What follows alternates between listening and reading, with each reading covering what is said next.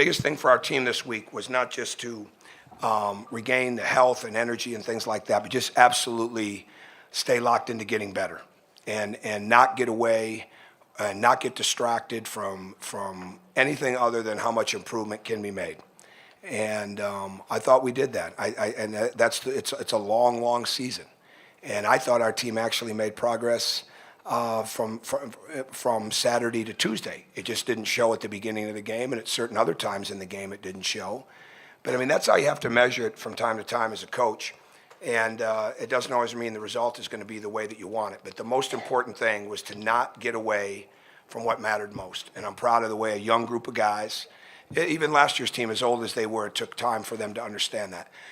And it guarantees us nothing the next game, obviously, right? But what it does show them is that when they stay locked in to the improvement, they stay locked into the details, they do the things that need to get done. We basically, in 3 days, have had one full practice where it was everybody, basically doing the same thing. And in the other 2 days were a lot of small group, very small group, 2 or 3 guys doing this, 2 or 3 guys doing that together, lifting, watching film, things of that nature, together on the court, but really focused on the isolation of skills, isolation of certain things with decision-making, segments of the game. And I thought the energy showed forth. So we need to continue to get healthier. I'm not going to belabor that point. It's not it's not an excuse. It's a fact. I think we took some steps in that direction this week. It's not anything that we come out and talk about consistently, but it's all part of this. We've got guys that are still navigating the fact that they went through some serious surgeries in the off season, and that's not why we're losing games. I mean, in the past, but what it becomes is it's all part of this process again. So we really proud of the way that they played. I thought everybody, obviously the start was great. I'll answer individual questions. Answer the questions about individual players. But I do want to make a point about Zach McRoberts. I thought he played 12 possessions. We scored in 10 of those 12, and they scored in 2 of those 12. And to me, the biggest thing, he's an example of what you want. Don't worry about what's said on the outside. Don't worry about what somebody thinks. You worry about what you can get better at. You worry about how you impact the team. And that's exactly what we want to continue to build forth in this program. So go ahead. Mike, I think you had 22 assists on 29 made baskets. Did you sense better connection, better movement? Well, I think the movement was better. Yeah, I don't think the connection's been a problem. I think the movement's been a problem. So, I mean, we still had moments where it wasn't as good today. No question about it. And especially with the zone, we'd have zone offense, and then we would stand a little bit. And that wasn't what the game was giving us. The game was giving us cutting and movement, and that's where we're best anyways. And they did a good job with their zone. But once we got the ball in the middle, it's really a matter of reversal. It's a matter of it touching the paint, whether it's the post up or against the zones, especially the free throw line. It's about getting out to the other side. And we were really focused, and maybe so much, on not handling the ball as much that sometimes we probably didn't get into the gaps with the dribble the way that we should have. But I thought the passing especially, we've really tried to harp on that. We don't need the dribble all the time. What we need is the cutting and the movement. The cutting got better as the game went on. Tom, your perimeter defense, certainly in the first half, they only had 3 shots, but it really looked like you were locked in their face. Yeah. Other than the start the other night, we're locked in pretty good there too. They just made more shots. We didn't move as well as we needed to move early in that game. And in this game, we had really good movement. We had good energy defensively. Our deflections were up. We had 38 deflections each. The last 2 games, we had 37 at halftime.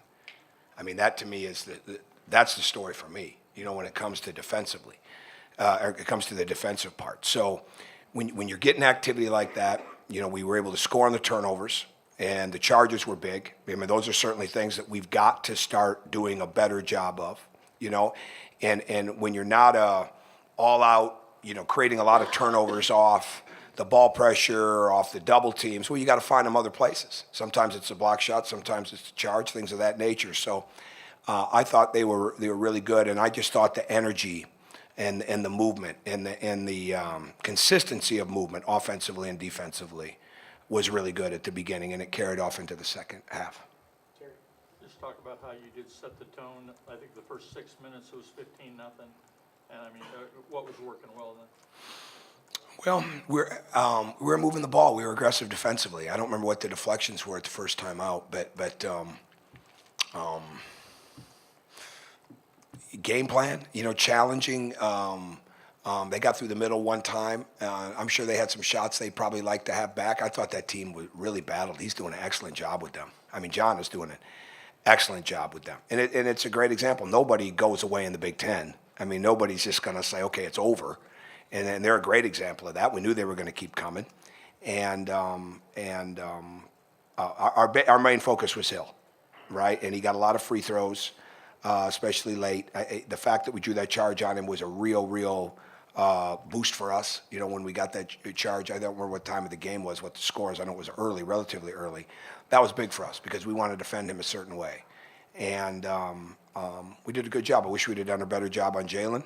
At times, they got a little loose, but we did a better job later in the game after they had that little run. But at the beginning of the game, everything was clicking in the sense the ball was moving. We were connected defensively. We were getting out on the break, and we were figuring it out. Whether it was man or zone, we were figuring it out with our cutting. We were figuring it out with the post up, and we were getting good shots. I guess, just sort of speaking, you talk about everything clicking, especially at the beginning of the game. Just what changed? Maybe it was a little bit of you guys, maybe it was them, just in terms of them maybe being able to score a little bit more regularly. Oh, I think guys were worried about fouling. I think in the beginning of the second half? Yeah. You mean? Yeah, I think we had guys too worried about fouling. We were doing our work early in the game, doing our defensive work early. And then I think, especially at the start, I think Thomas was worried about getting that third foul, right? I mean, this is the first time we had numerous foul issues at the end of the first half. And then obviously it carried into the second a little bit. But that you can't play tentative because you're more likely to foul when you are playing tentative or when you're not doing your work early than you are if you're in position. And we didn't get down into the dig quite as quick either. But I'll watch the film. I mean, I don't think anybody walked in here on the team, or I'm certainly not saying we played some outstanding game. We played a really hard, aggressive 40 minutes against a very good challenger and a team that wasn't going to go away, and a team that's well coached and a team that's got good veterans and knows how to play. But our guys just continue to stay locked in, and they never lost confidence. And I never saw that head drop, right? And that was so important with a young team. I know you're not in the huddles. It's so important, when a young team, they don't start having self-doubt and talking to themselves when something's not going right. We didn't have any of that. And that's a great step for us. As a coach, I'm very proud of that for them because you can coach it all you want, but it's got to come from them. And that's the maturity that we've got to continue to build upon. What was it about that starting lineup that made it so effective? I think they stayed on the court for more than 5 minutes. You watched it. I mean, I don't know. I mean, they played hard and aggressive. That lineup was a +7 the other night in the Wisconsin game. It was, we did it matchup wise. I mean, I've said this all along, and I really believe it more so now than I even did when I thought it was going to happen. We're a team of multiple starters. So this is not a team that just said, well, this is the starting five. I never thought this season, once Colin went out, I never thought it would be a team that would be 5 consistent starters. But we're building more into that. Now Duran has started, that nature. We put a lot of emphasis on Curtis and Devontae really isolating them this week, even without, for a day, even without Rob, James, and Josh in there, so that we could really, really help them get better with their decision-making, put them under some chaotic points, things of that nature. We got to keep building our lineup. You don't recruit guys to be backups. You don't train them as backups. You train them to become starters even when they're not starting. We're not a team right now that can just look at and say, wow, we know we're getting this right now.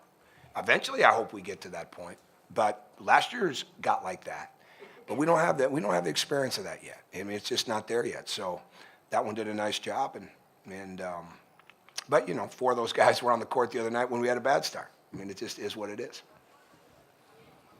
You had not had Devontae the last few games. Mm-hmm. Gave you a good first half. He did. Is he ready at this point to run some of the offense up top for you? Well, at times, but I think you saw a little bit of both today. I think you saw when it was simple and then when he tried to do a little too much. But he's an aggressive young guy. I mean, I look back on it. He could have played on Tuesday. I wish I would have, but he had just gotten back. But I wish I'd have put him in that situation a little bit, and I didn't. And I knew the way he's practiced the last couple of days, I wanted to get him in early, and that's not to say Kurt didn't do an excellent job in practice. But Devontae's, he's got that Yogi type body, right? And not Yogi yet, but I mean, as far as in the sense of, low to the ground, and he's strong, we just need him to keep the game simple. But he can put pressure on the ball. He's got very quick feet because of that low center of gravity. He can make passes. He's got good feel, and he'll get better and better. Go ahead. I see you. Go ahead. In terms of Devontae, I noticed both yourself and the assistants giving him a lot of instruction throughout the game. What kind of things were you emphasizing? Well, I would hope you'd notice us giving all of them a lot of instruction.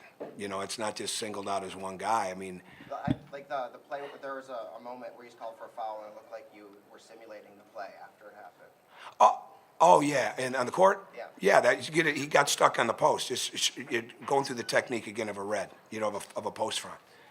It's just reminders. I mean, we're not teaching anything new in there. I rarely run a new play. I rarely, with this team, draw up anything, right? It's stuff that we either put in that day or we've had in. But I would hope we're a hands-on coaching staff. I got an unbelievable coaching staff. I mean, I'm not sure how Tim Buckley got the scout away from Rob Judson on this one, right? But they did. Those guys, you may not want to hear it, but I'm never going to get tired of saying it. This coaching staff is incredible. And the time that they put in, and not just the work. I mean, everybody works hard. I'm not talking about that. It's the level of energy that they have with these guys. It's it's the level of truthfulness. It's the level of detail, demanding, and guys respond to that.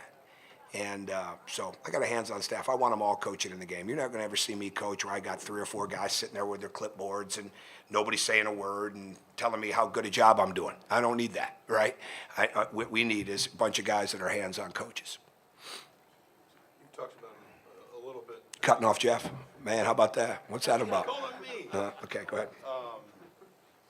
Thomas at 16 after halftime. I know you talked a little bit about him defensively, but what really kind of worked for him? What kind of got him switched on after half? And in particular, I think he took 6 shots. I don't even know. I thought he was really fundamental. I would just say that. I don't know on that. I wasn't worried about him at all, and haven't been. I mean, he's getting better and better. Lost in the loss the other night was the job he did on Nigel Hayes, because he never had a matchup like that. And I'm not saying it was good enough to win. Obviously, it wasn't, because we didn't win. But for him to be in that position, he's gaining confidence, and he's really learning how much the extra work matters. And we've had a very good break in the sense of getting some stuff done. Obviously, wish we had a better record. Over the last few weeks, we don't, but we've gotten better, and we've got to stay on that, especially now as we get into back, being under the 20-hour rule in that. So, to me, Thomas is it all starts with his defense, just like it does everybody else. There's no accident that James had the points he had because he had the assignments he had defensively. He didn't have a perfect game.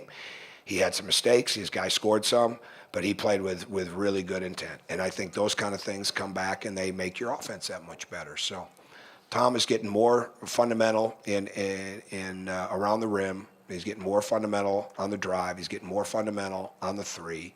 He's getting better with his free throw shooting. And all that does is mean that he's got to work that much harder tomorrow to keep that going. Jeff. James comes up with, I think it was 1 shy of his season high with 25 points. I didn't even know that. So you're giving me intel I didn't even know. I didn't even know that. Yeah. No, you're not. What changed? Okay. What did you feel kind of got him going off? Defense. Defense got him going, right? I mean, that's what it is. I mean, it's defense, and we're moving him around in the offense. He's taking the ball out more now, and it's always a game. I mean, you got to get. You want the work and their improvement to be energy, but you want to make some changes once in a while. That help them. Get some freedom, and he's a big focal point. I mean, I see now after this game where we can really make strides offensively. I'm not going to talk about it now because we got to go make those strides, and we've got to bring it to the games. But of all the games we've played as of late, I know we had a good offense. I saw more areas where we can get better over the next couple weeks if we really, really stay diligent with that. But everything being said with that, it's all about how we defend. And when guys are defending and their feet are really moving and they're active, you know, it was added bonus that we could create some turnovers. But there's no reason we shouldn't be running out, you know, even on made baskets. And but we get our energy from the defense, and they get it that way every day in practice, and it's obvious to them in practice, and they don't always carry it forth in the game the way it needs to be. But today was a day that really showed them that again.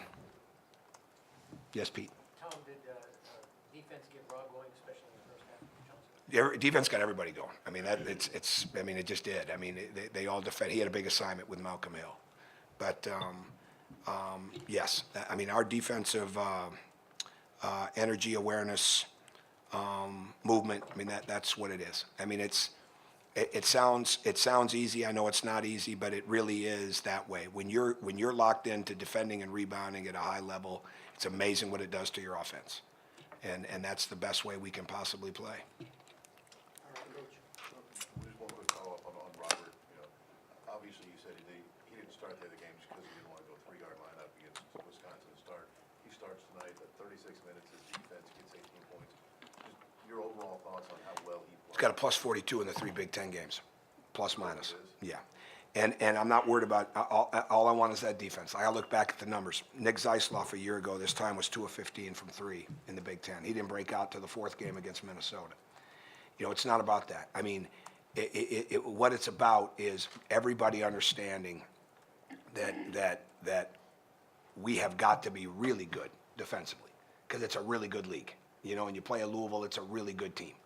And all those things really make us go. But we were very diligent and conscious this week of where guys needed to improve in certain areas, not only on the court, but where they needed to get the rest and the rehab and things of that nature too. And you know, that's why I've said this before in here. I think you don't go back to last year's practice plan and say, well, you know, we did this, we'll do this today. No, you treat the team the way you need to view it every day for where they need to be that day and where you see them going down the road. And I think we were able to get that accomplished this week, and now we move forward for Maryland. So.